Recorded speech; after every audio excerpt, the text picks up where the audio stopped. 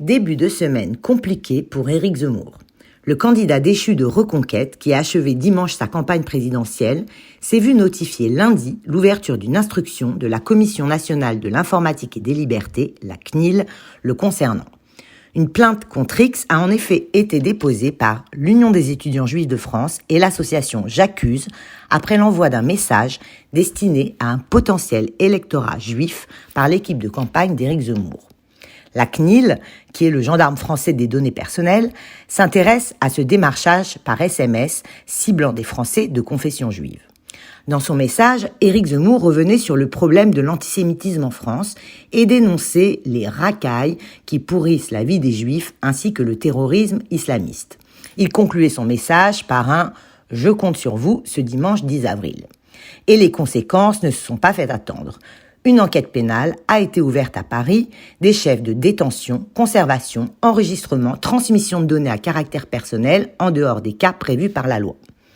Un des responsables de la campagne de Reconquête, interrogé par BFM Télé, assure que ce démarchage politique a été mis en place à l'aide d'un courtier en données personnelles qui achète des bases de données pour en faire commerce.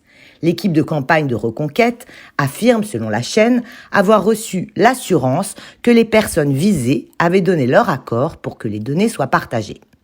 Avant de savoir quelle tournure prendra cette affaire, rappelons aujourd'hui ce que le droit français définit comme une donnée personnelle et quelles sont les règles encadrant la protection de ces données.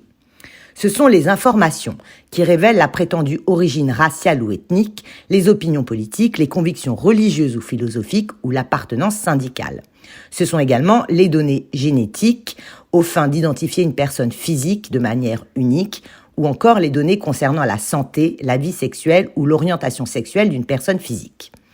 Il est interdit par la loi de recueillir et d'utiliser ces données, sauf dans certains cas précis et notamment si la personne concernée a donné son consentement express, ou encore si leur utilisation est justifiée par l'intérêt public et autorisée par la CNIL.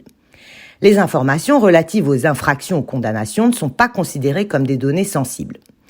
La CNIL stipule que le traitement des données à caractère personnel qui révèlent les convictions religieuses est interdit, sauf si la personne concernée a donné son consentement explicite au traitement de ces données pour une ou plusieurs finalités spécifiques.